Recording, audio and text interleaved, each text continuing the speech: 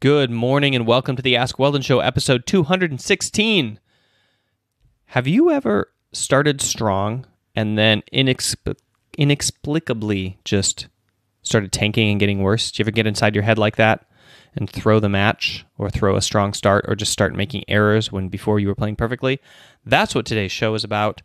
This is the Ask Weldon Show. I am Weldon, a sports psychology trainer with a master's degree in sport and exercise psychology, and you are the people who are calling in questions for the show. You can call in your own question, anchor.fm/Weldon Green. It's a little app that you can use on your phone to call in a question. It makes your voice sound pretty cool, actually, audio-wise. They process it a little bit, make you sound a little bit more like a radio. And then after you call in, I put the questions on the show and I answer them, as you will see during the next segment. And you can also check out the show live on Twitch, twitch.tv/MindGamesWeldon, where you can watch the pre and the post-show and get your questions answered in chat with a lot more follow-up and dialogue and follow-on questions that you can use to refine your question and make sure that I'm answering it exactly for your circumstance. So make sure to check that out every single day, obviously except for the days that I miss, 6:30 p.m. LA time on Twitch, twitch.tv/MindGamesWeldon.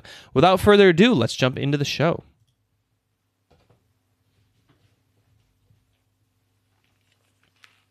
All right, the first question is from Zach, and it's the keynote question of the show. And of course, my computer restarted, and so I lost my setup. So give me 1 second while I scroll down to his question. And there it is. All right. Hi, Weldon. This is Zach again. So my question is, normally in big tennis matches, when I'm playing low-level pro tournaments or futures, I come out really strong. I'm feeling really good, and it's almost like I get scared of how good I'm playing at the start, and for whatever reason, I stop playing as good. I get maybe a bit more tentative, or when I'm going for my shots, I just miss more. So I'm wondering what kind of psychological shift am I going through when I start out really strong, but after a few games, I let go and I can't finish off the set or the match. Thanks. All right, so raise your hand if you're familiar with this experience where you come out with good focus and then you start making more errors. There's a couple things that are happening. First of all, one thing that's happening is perception. Okay, so you come out and you make a couple plays. Well, let's say you've created 3 or 4 actions and you succeeded on all of them because you had a lot of adrenaline and focus.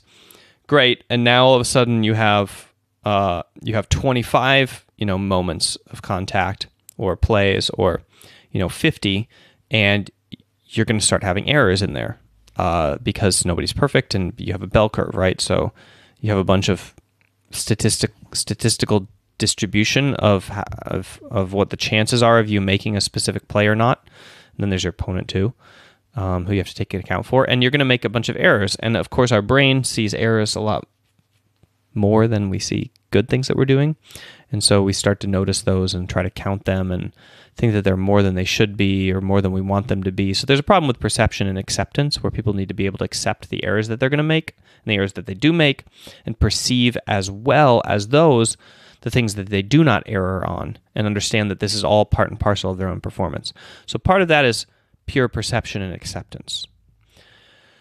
And then, of course, there is the follow-on effect of focusing on those errors, and you descend kind of like more and more into making more mistakes because you're focused on the past and you're stressed out and you're freaking out, and so you lose concentration and make more mistakes. And that, again, is kind of like, it's not the perception issue, right? But it's the follow-on running away with your attention into these fears that then causes you to just have less of your concentrative pie to spend on the present and on making a good play. And when I say pie, what I mean is, imagine your concentration is like a full pie chart, right? 100%. And you're spending all of a sudden 10% of it thinking about mistakes that you just made. And then now you're spending another 10% thinking about mistakes that you might make in the future because you're afraid of those. And then let's say you're spending like another 10% all of a sudden because you made another mistake. And at some point you're spending half of your brain your brain's concentration on mistakes that you made and fearing future mistakes and wondering what your parents are going to say and wondering what the audience is going to say and wondering why this is happening to you and thinking about the last time it happened and how did you get out of it and trying to remember. And of course you're going to make more errors because you're spending half of your concentration on that, and the other half of your concentration is not up to the task of beating your opponent, who is not doing that. Well, they might be doing it, but probably not as bad as you are right now. So that's a problem of pulling your concentration back to the present moment and getting out of this cycle of, running away with your mind, essentially. You can train that with mindfulness, but you can also train it just by doing it. You can strengthen the muscle off the court by doing mindfulness training. You can strengthen the sport-specific muscle by doing it in your matches also.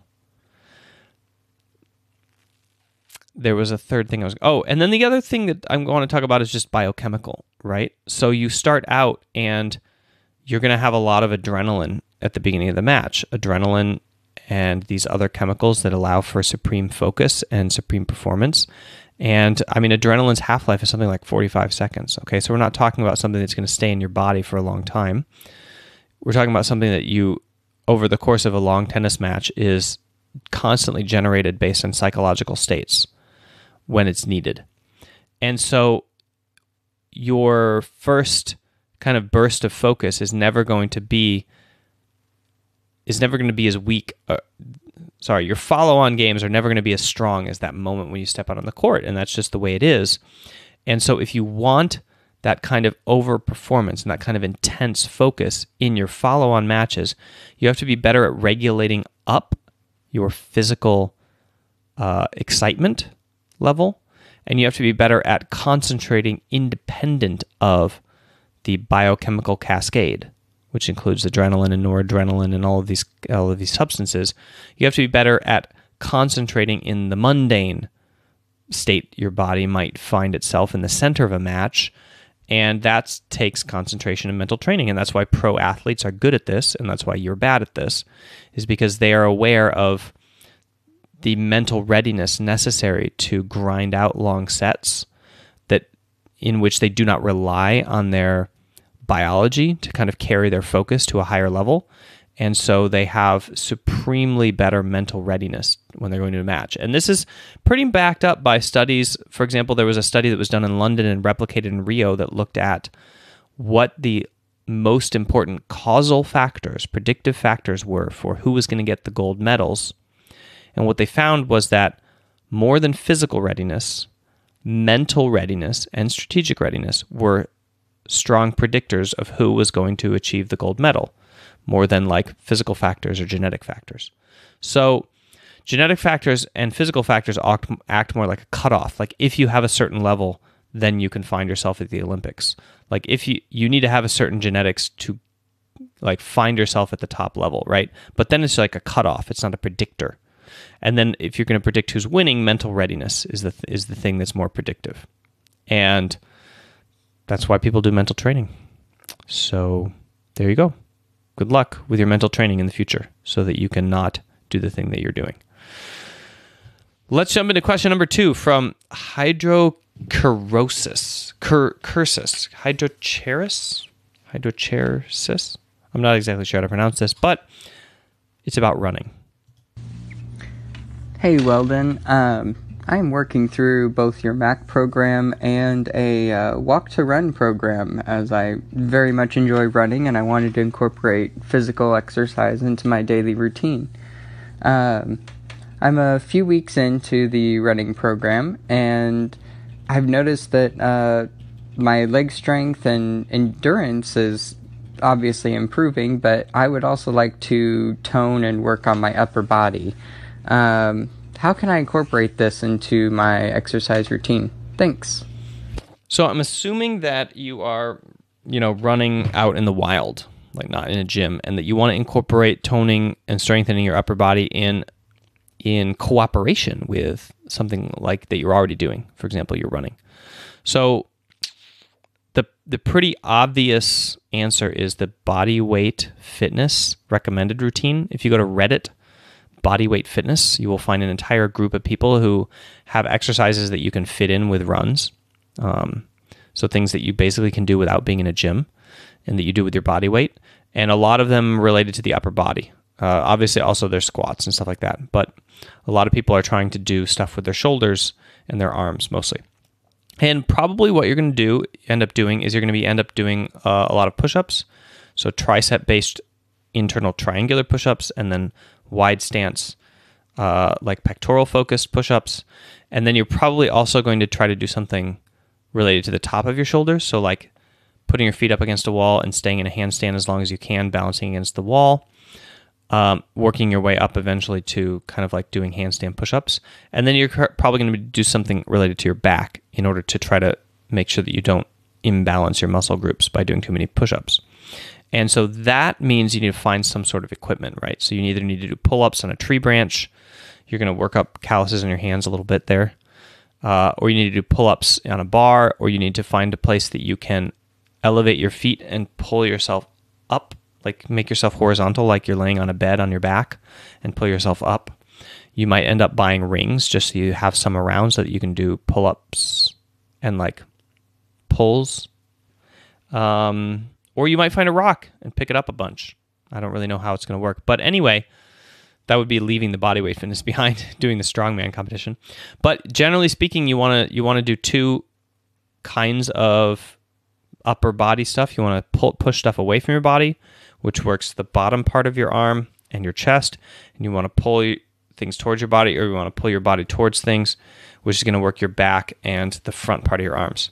And you want to keep that balance. And then, of course, it pays a lot to work this motion as well, although people don't incorporate it as much as they should. And there's a whole bunch of things that you can do to strengthen your joints. And if you're in the gym, your joints are under shoulders, so you should spend like an entire day every week focusing on your shoulder joint. You can do things like face pulls and external rotators and internal rotators with bands and stuff like that. You can get fitness bands actually in your house, and you can tie them to the railing of your stair or any sort of post.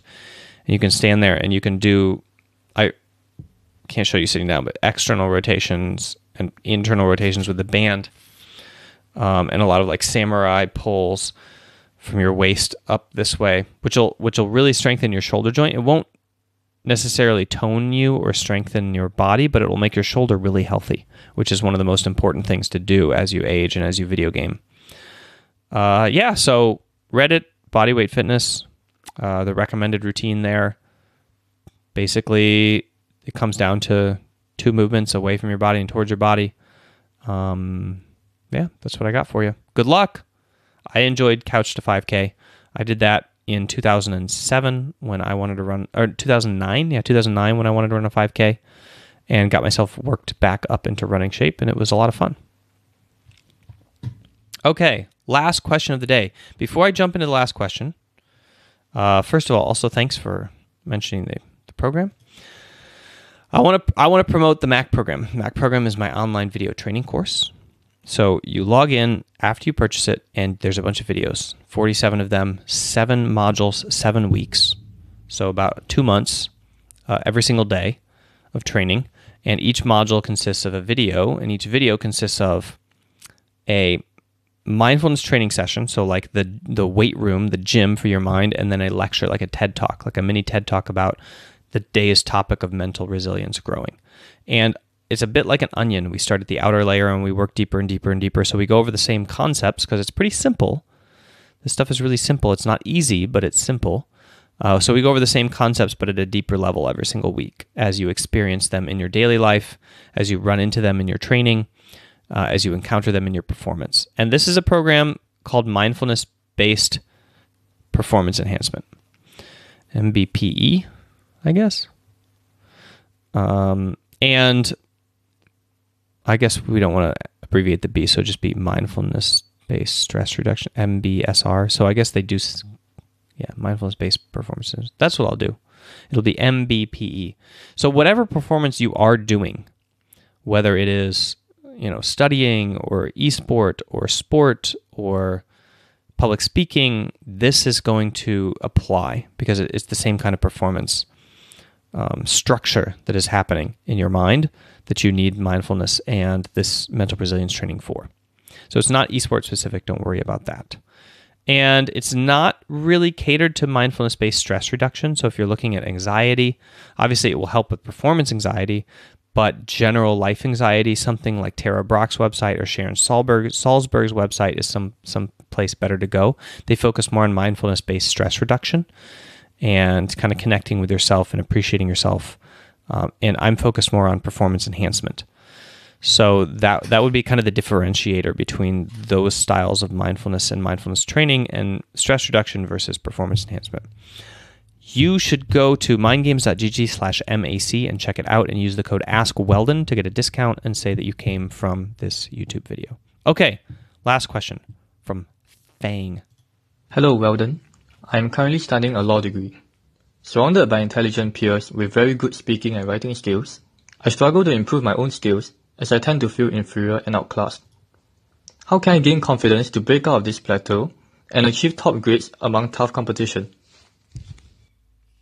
All right. Good question. And this is language is a massive performance issue. Every single time that you're speaking in a language that is not your mother tongue, you're entering like a performance domain. And so, first of all, I would recommend getting some basic, getting the basic fundamentals of performance like in your mind. You know, what it feels like to fail forward, what it feels like to push through pressure, what it feels like to stand up and do something that you're afraid of doing and ride the wave of excitement as opposed to crash in the wave of nervousness, right? Because you're always going to have that performance pressure related to language, and it's really good to be able to ride it as opposed to have it roll over you. So something like the Mac program would help, incorporating things that you have done from sport performance and stage performance, whether it's in music or speaking or whatever, into your everyday language use, like whether it's just standing up in the class and saying something, that becomes a performance moment when you're looking at language, right? So you have to consider these things seriously. Take them seriously. Don't just like wait for the pressure to go away, because that's not going to happen, right? And so you need to maximize your attempts, and you need to maximize your focus in these moments. So you should take it seriously as a performing art, right? Not in a way that's going to scare you, right? But in a way where you respect the pressure of the moment and you learn how to cope with it well. Okay, so then the things that I recommend for preparation is you want to raise your competence level so that your confidence level goes up. Don't worry about raising your confidence independently, right? You don't need false confidence. Be like, I'm the best, I can do this, it's fine, nobody's going to freak out. And like when you're in an objective performance environment, like, a courtroom, and people are going to be judging you based on your language, because that people are, unfortunately, that's how the world works. You want to feel competent, meaning you want to feel good at what you're doing. You don't want to feel confident, like false confidence, where you're just like, I'm good, but maybe you're not really. So I would say to raise your competence, and you're feeling competence, you want to put in training that works. You want to put in training and focused preparation on your, linguistic challenges in a way that you feel like is going to progress you. And one of the best ways to do that is mirror speaking. So for example, you take recordings of great speeches that you really like, and you play a sentence, and you hit rewind. So the way that I did this was I broke it back into single MP3s. So each sentence was its own MP3. You can find breakdowns of this on language study sites. You can find flashcards in flashcard tools on your phone that you can press play over and over and over again. So you repeat the sentence 1 billion times with a single button. You can find all sorts of resources like this that'll break out single sentence audio.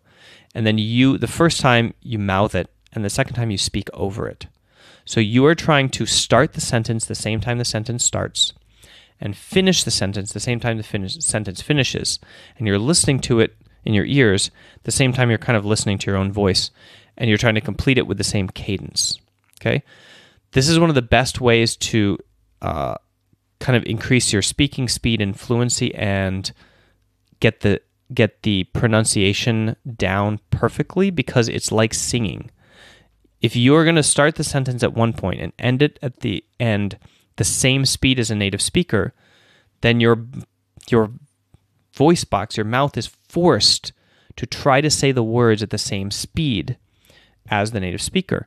And therefore, it's forced to learn the same physical habits as the native speaker's mouth in order to get through the sentence as fast as possible. So you don't have enough time to say the full like actual consonant when you're mirroring and kind of like forcing yourself within that time window, and so you do a glottal stop, just like the native speaker would do a glottal stop at that point, right? And this is the way that in the last two languages that I've learned to do native pronunciation, is through forcing my mouth to try to say the sentence at the same exact speed. And then it has to learn the same coping mechanisms that like a native speaker would learn to get it out, get all those sounds out at the same speed as what they're trying to do. It's all about the speed.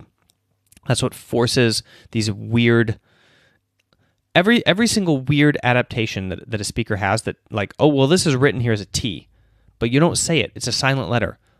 Well, this is written here as like, did not, but you say it as didn't. All of the changes that we go through from like a written language into a spoken language are all as a result of speed and reduction.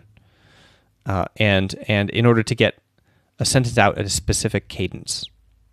And so if you match the cadence and you match the speed, your mouth will inevitably start to match the physical shape and the physical needs to get the stuff out there. And so it'll start learning that. And if you can't, you just keep repeating it. I did one sentence where I said it, I think, maybe 150 times, rehearsing before I could finally get it out at the same speed as the native speaker. And while I was doing that, my mouth was changing, my muscles were learning, and I was able to slowly make the sound necessary to achieve the same cadence at the same speed as the person I was listening to. So I recommend that kind of training for competence building related to pronunciation. And the other thing you said was related to language skill, right? So for that, I honestly like writing skill. So speaking and writing. Obviously, your vocabulary will grow as you're doing this training exercise because you'll just fluidly say more words. And for writing skill, I honestly would say intake. So you want to practice intake and production, right? But it's dangerous to practice production without getting instant feedback. Okay, any kind of language production, whether speaking or writing, without instant feedback has the danger of calcifying bad habits. Which is why intake is so powerful when you're learning a language, because you can't mess that up, right? If you're just reading Harry Potter, you're going to get perfect language over and over again. But you have to practice output in order to activate the vocabulary that you have in your mind and to tease out the grammatical mistakes that you're going to make, right? So you should consider finding a way to do writing output where you get instant feedback, maybe some sort of online tutoring session, maybe some sort of online app. I don't know what resources are out there, but look for writing activities that you can do in a training way, like worksheets, workshops, etc., where you will get instant feedback on the quality of your writing output, on the sentence that you wrote. All right, that's what you need to find to get the fastest learning with the least amount of wasted time. And you're in law school, so you don't have a lot of time to waste, all right? And the second thing that you should do is if you can't get instant feedback and you want to train for the day, and you don't have a paper due or anything to work on, then I would focus on intake and mirror writing and rewriting, right? So essentially read high quality literature and try to understand it completely, right? Break it down, analyze it. Think about how you would kind of construct your own sentence, but intake. Lots and lots of high quality writing, because then you will build up your kind of like your nest of things to draw from. And you should pay attention while you're doing it too. Like, don't just intake blindly. If you want to accelerate the process, intake and think at the same time that you're intaking as you're reading. Like, oh, that's an interesting way to put that. Oh, I read through this whole sentence, but I didn't really understand it. Let me look online and see what this idiom means and things like that. So really conscious intaking. That's what I recommend. And boy, is it a hard thing to layer on top of studies that you're already doing. But if you spend an excessive amount of time getting your tools in place and finding the tools that you want to use to build your competence linguistically, then after you get everything set it should just take a more minimal amount of time throughout the day to kind of adhere to the trainings that you want to do. It's just going to take a lot of time to find the perfect tools that you want to do, and that's the real time sink at first. So summer's here, right? And so hopefully you have time during summer vacation to kind of get things squared away, build some good habits, and find the tools and get set up the way that you want. And then, just pressure over time. Apply yourself over a period of time, and it will improve. That's the show for today, guys. Thanks so much for tuning in. Make sure to check out the show live on Twitch, twitch.tv/MindGamesWeldon. Check out the Mac program. Use the code AskWeldon.